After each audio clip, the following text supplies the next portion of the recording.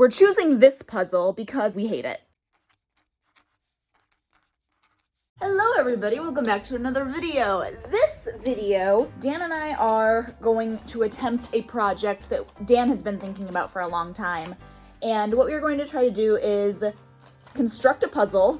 So put together a puzzle, simple, but then we're going to take it apart and glue it on to a background where all of the pieces are just a certain distance away from each other. So it's sort of like deconstructed, which I don't know if that makes any sense at all, but that's what we're trying to do. So we have this puzzle.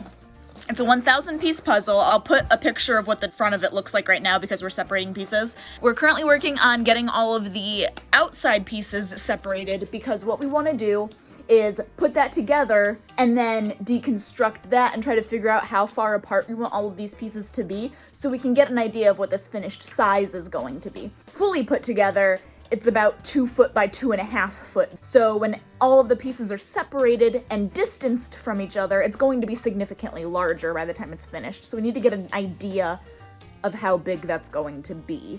And then we will eventually put the rest of it together so that when we start to glue pieces down, we know that we're gluing the right pieces in the right place and in the right position. We're choosing this puzzle because this is a puzzle we've had for a long time and we hate it. If you look at these pieces. These pieces all are shaped like the exact same way. Okay, I'm editing this and I need to clarify. I know puzzle pieces are supposed to be shaped the same and very similar. I do 1,000 piece puzzles all the time, but this puzzle in particular, the mold that they used to cut the pieces, it's like they used the same exact 4 molds. So there's the different shapes of the piece, but they didn't use varying molds for each shape. So every piece that is shaped with 2 bits sticking out and 2 bits sticking in were essentially all fitting together with every other piece that was shaped another way. And that's what made it near impossible to do, because if there were, like the sky, for example, you have 20 pieces that are the same color, and it's almost impossible to tell if you're putting the right pieces together. It's awful. I remember when we did this puzzle when we first got it, we had got probably a third of the way through the puzzle. We'd assembled the entire outside, and we'd gotten like a third of the way through the puzzle, and there was one piece that I was like, I feel like this piece has to go here, but for some reason it's not wanting to fit. And we realized it was because 2 of the outer pieces, like the outside pieces, were flipped, and it was basically impossible to tell until we had gotten to that point in the puzzle. And that happened several other times. And it was just like, this is ridiculous because it's almost impossible to tell when you connect pieces if they're with the right piece or not, because colors are so similar, the shapes are so similar, so they fit into each other perfectly. And it's just, this was a puzzle we both agreed we did not want to do again. If this project turns out cool, cool. The puzzle will be glued down. We never have to do it again. If it turns out like crap and we throw it away, cool. The puzzle's in the garbage. We never have to do it again. So that is the plan. Did I explain that well? I think so. Yeah. Cool. Yeah. Basically, we're just going to be showing the progress through all of this, and I'll just kind of keep catching you guys up on what's going on.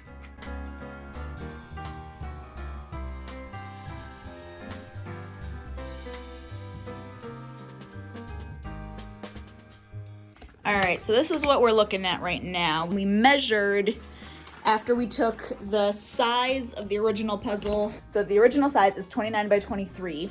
So we took that, we figured out that we wanted about 1/4 of an inch between each piece, so about that much. We multiplied 1/4 of an inch by how many spaces there were. So basically almost every piece. And then we did that math to then add on to the original size to determine the new size. Plus we added a border around the outside, which is how we got this guy that's here that has that line going through it. So then I took my sewing ruler, which you guys saw, and basically just measured. So you can see there's about a 3/4 of an inch border right there, and then 3/4 inch border there, and then there's all of the pieces. There's about 1/4 of an inch between each one. so that as you zoom out, you can hopefully start to see the puzzle as a whole just sort of deconstructed some. It's kind of a snippet of what we're going for.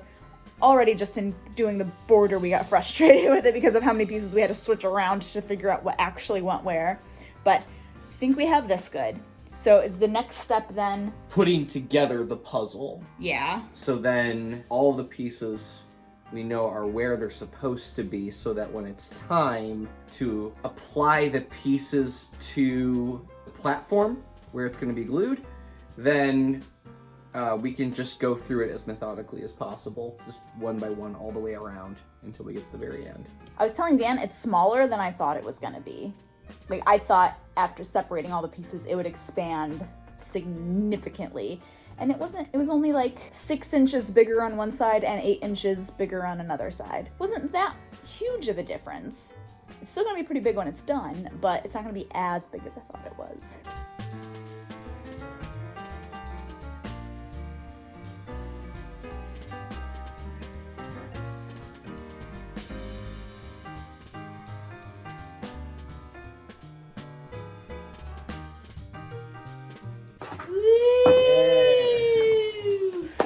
Not gonna lie, I'm really glad there were not any missing pieces. Yes. I was thinking the same thing. All right, we're on like day 3 of this puzzle project. We started working on getting the actual like wood base of it put together. So Dan and I went over earlier to Dan's brother's house, and he helped us cut some, it was just like plywood. Some plywood that he had that he let us use, and then he lent us a bunch of different things that we don't own that he does own to put everything together. So this is currently what it looks like. It's really professional, as you can tell. Basically, we got all the wood cut, and now Dan's just working on gluing all of these onto the back, so that one and then that one, and those are just keeping the 3 different pieces of board together. Once those are done and dry, then the plan is going to be to fill in any cracks? Basically, yeah. Okay. And then paint it. Yeah, and then we're gonna paint it black, and then as soon as the puzzle's finished, we can actually start transferring it on. All right, this is what the finished back of our board looks like now. So it's nice and reinforced. The edges of the 3 different pieces, because there's that piece, this piece, and this piece. As you can see up close, there is a lot of gapping happening. So what Dana's working on right now is taking some wood filler and filling in all of the spots. That is what we are working on now, and once all of those cracks are totally filled in, then we can paint this.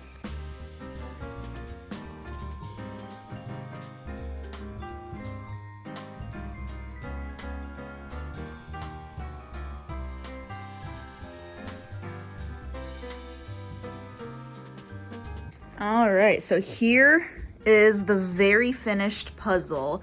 And like I said, there's nothing wrong with the picture. It's a really nice picture. It's just the puzzle itself, like the way it was made, is terrible. So that's all done. And then this is the finished, like the board thing that we've been working on. There. It came out, it's this nice, like matte black, and I think that's gonna work really, really well. So the next step is now we are basically going to take all of the outside pieces of the puzzle off and put them onto here and get measurements all figured out and finalized, and then start gluing. So when we started laying out all of the pieces on the board that we had made, we realized once we started doing the measurements that we weren't going to be able to keep the same size border around the edge of the puzzle like we thought we would. The measurements ended up not lining up perfectly, so all of our struggling with just the edge that you see is us trying to figure out these new measurements. And once we do get those figured out, then we finally start gluing everything down. I have no idea if my head's in frame currently. Am I in frame? Am I in frame now?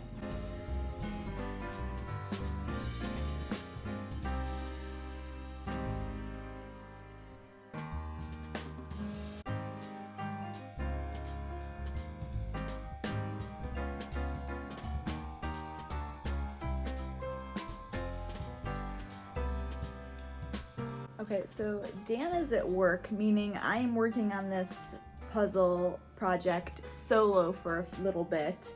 And we're at the stage now where you just saw me put the next layer in. I'm running into the situation of now there isn't a flat edge to butt up against the ruler to make sure everything's perfectly straight. So I was experimenting a little bit with how I'm going to try to make sure that these pieces are as exact as they can be without accidentally getting too far off. Now we do have the outside pieces as a guide, so it will be a piece by piece eyeballing everything that I'm doing to make sure. So with that, luckily nothing's going to get too off, but there's still that issue. I want it to be as uniform as possible. Initially I thought if I could find something that was a 1/4 of an inch thick, that had maybe like 2 prongs that were a 1/4 of an inch thick with a hole in the center, so I could put it in between each piece and actually see, like use that as the guide. So I'll have to set that against, butt it up against the piece that was already glued from yesterday when we did this, and then just butt that new piece up there, line it up, make sure it's lined up, and then glue it down and it'll be good, and everything will be perfect and even. And I didn't have any tools that were that right size. So I mutilated a post-it note, and I mean mutilated, like this is just the little remnants right here, but I mean I mutilated it. That's the mutilation weapon right there. Look at that. So I got this little piece, which This end, if it's all pushed together, is exactly a 1/4 of an inch. And I even tested it against what we had glued down and it fit perfectly. But when I actually started trying to implement it, I realized just how completely impractical it was. So that poor little post-it notepad had to die in vain. So I think what I'm gonna have to do is measure out a few pieces, make sure they look mostly okay, and just wing it, which is terrifying. But at the same time, there's not really much else I can do. are we overthinking this? I might be overthinking this. I think I'm overthinking this. Am I though? I don't want to mess it up. That's the thing though, we're still so far into the beginning of this project that I don't want to say, yeah, this is what we should do it, and then we get toward the middle and we've run out of space. Like that's my biggest fear. I don't want the very middle to not have enough space in it because we messed up somewhere along the line. I'm gonna wait for Dan to get home because I'm too nervous to mess something up. Dan is back. Say hi. Hello. So I didn't glue any of these pieces down yesterday, as you guys saw, because I was nervous about like placement and everything. Dan confirmed that the best way to go about it is just gluing kind of piece by piece and going from there. Placing the pieces and making sure that they're aligned from the center, both vertically and horizontally, and just being very, very, very, very careful with each and every piece placement. So basically we're going to be starting with like a corner piece right here. So these are all glued down, and we're going to just start with this guy, and we're going to line him up so he's even with that one, and then we're going to line this edge up so it's even with that one, and once that's totally aligned, then we'll glue it down. We're not going to back away from a challenge, are we? No!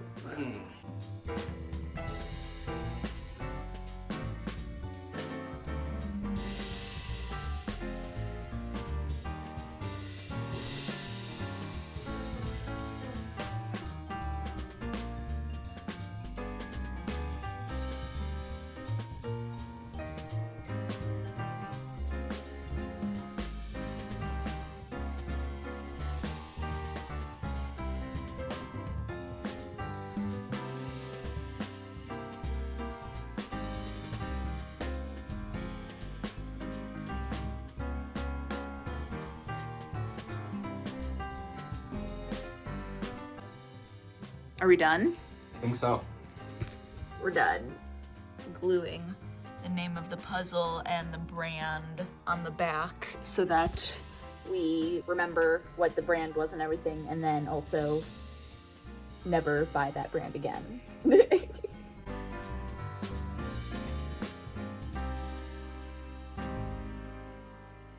Oh gosh, I have to go way back to get all in. Look at how cool that is. Ah, it's so cool. Dan's currently holding it.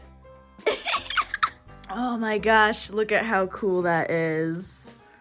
Because you get up close and it's like, yeah, you can definitely... Oh gosh, that is so neat. And for the most part, everything flows. There is no spot in this puzzle that there is an obvious gap or something is not correct. Oh my goodness. Isn't it cool? Whoa. Yeah. Yeah, it's just everything flows. We have from a distance you can't really tell, any wider or shorter gaps. Which They are in there. We know for a fact. If you got really up and close and looked, they are there. But far away, they are not. Yeah, you can't even notice them. Perfect. That looks really, really cool. Oh my gosh, in the camera, it looks like one of those little toys you had where there was like it was like those slide pieces in the little square where there was the opening and you had to slide all the pieces to put them back in the right order. Oh. Like those puzzles. Interesting. That's what it looks like because there's just the tiniest little gaps and it looks like we completed ours and it was like an advanced one. Wow. But it looks really cool. Yeah. It turned out really, really well. Mm-hmm. It was, I think, a lot more work than both of us were anticipating as far as just the sheer tediousness of it. But it was really cool and really worth it. And now I actually like this puzzle because I never have to do it again. Ever. I hope you guys have enjoyed following us along making this. So let me know if you guys try any fun puzzle art. Hope you guys have had a good day. I hope you have a good day. And we'll see you next time. Bye!